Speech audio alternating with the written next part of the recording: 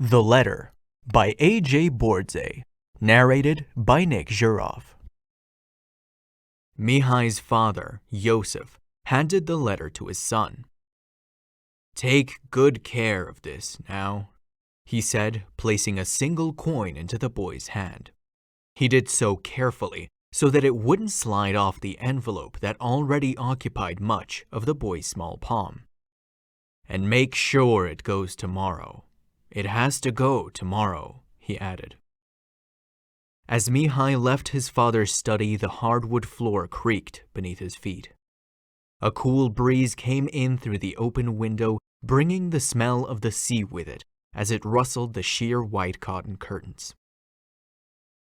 Apart from Yosef's desk, the room was mostly empty and the walls bare. Yosef's desk, by contrast, was utter chaos. Papers and envelopes stuck out of every drawer, and the varnish was worn away in all the frequently used places. Yosef lit his pipe and leaned back in his chair. The chair creaked. The old man creaked as well. The boy woke up early the next morning, dutifully taking with him the letter, the coin to buy a stamp, and a sleeve of pre-packaged peanuts for a snack. He left out the front door and walked down the narrow dirt alleys of the old town towards the post office. Karakatisha was a new city of glass skyscrapers built by new wealth. Here the wealthy of the world congregated and built a massive shining city that rose from the desert on one side and the sea on the other. Hundreds of years ago, it had only been a tiny fishing village. The city boomed from a modest wharf to a towering metropolis, though the new city was built next to the old one, rather than on top, so that the northernmost districts remained a labyrinth of dusty alleyways. Mihai kicked stones down the street as he went. He would kick one once in the direction he was headed and then shuffle after it. If the stone took a bounce and rolled out of his path, he would abandon it and select another. There was no shortage of debris in the shabby little alleys. After losing one of his stones across an intersection that he had no intention of crossing, he kicked another that made a metallic clink as his shoe made contact with it. It rolled down the street like a pencil. The boy ran after it, and once he caught up with it, he bent down to take a closer look at his inadvertent discovery. The object was indeed an old, rusted piece of metal, cylindrical like an old, worn screwdriver that was missing its handle. Mihai picked up the bit of scrap and took it with him. Many years earlier. Down in the basement of the police station, Detective Montgomery sat at a desk in the narrow corridor. On his left was a sturdy brick wall, and to his right were a row of cells. The detective sat, tracing his finger down a row of items on the paperwork he was finding particularly dull. Yet even so, he did not look up from it to watch as the man in the cell closest to him was frustratedly trying to jam a bit of metal into the lock of his cell. To another officer, this would seem to be a disturbing activity, and while the detective had noticed it, he decided to allow it. Upon inspecting the bit of metal that appeared to be a screwdriver missing its handle, the detective had determined that it was much too large to fit in the lock, and rather than attempting to take it from the prisoner, he had decided to simply let the man carry on with his futile attempts. He sat down to complete his paperwork in hopes to have it completed by the time the workday ended. The prisoner was the infamous outlaw known as Walid the Arab, a man who had made a name for himself by robbing trains on horseback and then disappearing into the desert, as if he was made from driven sand himself. However, Walid's disappearing act was facilitated by money and not magic, as he could always find a hiding place among the local desert tribes for the right price. After a few years of his successful train-robbing career, the colonial government had taken notice of his operations and began bribing the tribes themselves, and they only had to beat Walid's offer once for him to be delivered into the hands of Detective Montgomery. The two men now sat in the dim basement only hours before Walid was to be hung. In these last hours, Walid had spent much of his time cursing and scratching at the lock, as though one vulgar word might work like a magic spell and the door would swing free. The detective had sat relatively silently, except for a few coughs and the occasional yawn. Walid looked up from the lock and said, "Hey, policeman, why don't you lend me your keys for a moment? No one has to know. I could make you a very wealthy man, wealthy enough to retire, find a quiet place in this country, and live like a king." Detective Montgomery slowly lowered his papers, trying to react to words he had only half heard. "No, I think not. Too messy. I'm too old to be on the run. The life of an outlaw is for young men, and I'm far too sedentary, even to be an outlaw king," he said. He raised his papers once more, but as he did so, Walid responded, "What about women? I can offer you all kinds. Think of the variety and flavor that most dream of. I can give you it and more if you open this door and follow me." Detective Montgomery did not lower his paper this time. No, I think not. I have a woman at home, and I assure you, one is already more than I can handle," he said. "Well, what is it you want? Every man has a price," Walid inquired. "Nothing you can offer," the detective replied distractedly as he picked at his mustache and ran his other hand down the paperwork. The door at the top of the staircase swung open, and daylight streamed into the dim prison. The police sergeant and two other officers thumped down the rough-hewn boards to Walid's cell. Detective Montgomery tugged the little chain from his pocket and checked his watch. "Well, Walid, it's time to go," the sergeant said. The cell door opened, and the two officers carried Walid by the shoulders up the staircase. As a last act of defiance, Walid allowed himself to be carried away, but made sure the police carried every ounce of his weight. Walid locked eyes with the detective and said, "You will regret this when you figure out what I could have offered you." The detective said nothing. The officers led the condemned man out of the police station, past the post office next door, and through a small town square where a set of gallows had been erected. Walid had a bag placed over his head and a rope around his neck. A drum beat, and the trapdoor beneath Walid's feet fell free.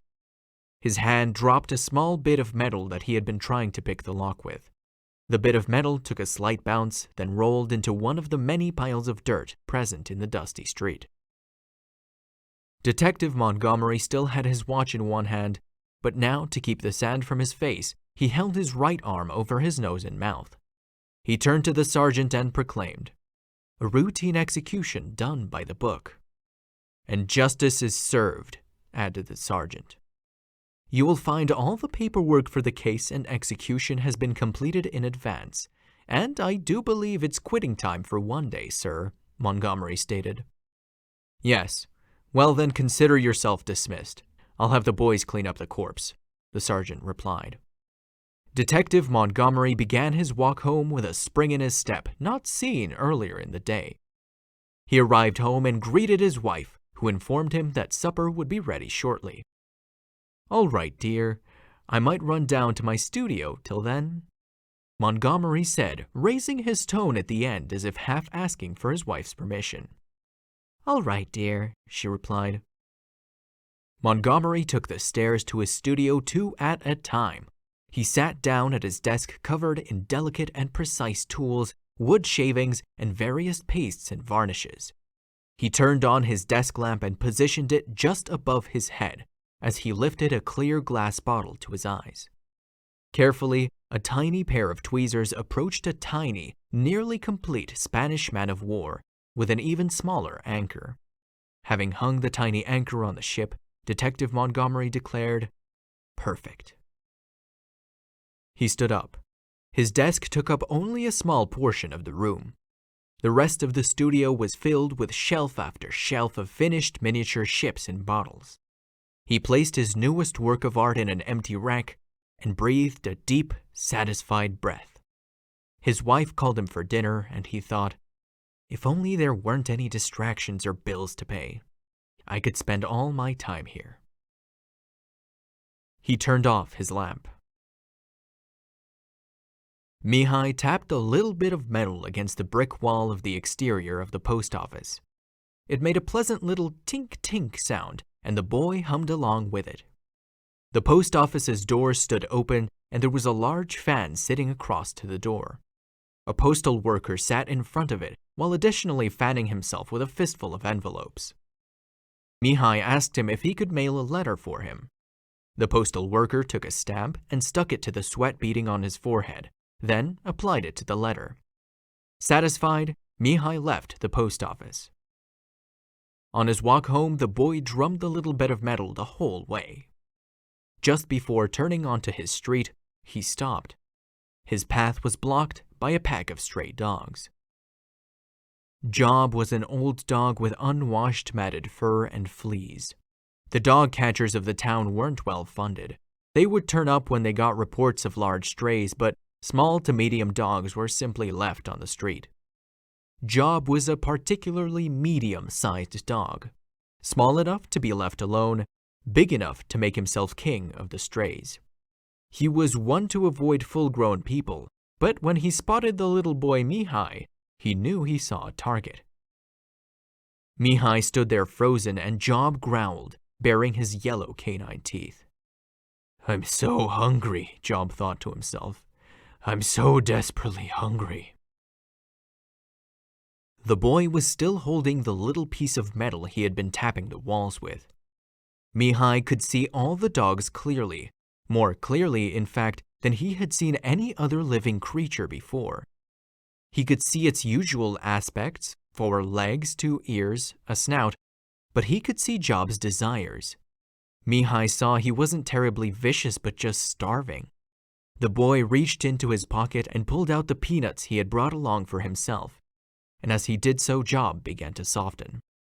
The dog stopped growling, perked up his ears, and tilted his head to one side as the boy slowly opened the bag of peanuts and held it out to the dog. Job sniffed the little packet and then greedily ate the peanuts. Mihai giggled as he did so, and Job even started to wag his tail. The boy ran to his house now with a pack of stray dogs running beside him. He rushed into his house and into the kitchen, where he stuffed his pockets with several dried sausages. Back outside, the strays were lying about in the street. Job picked his head up and barked when he saw the boy slide out of his front door.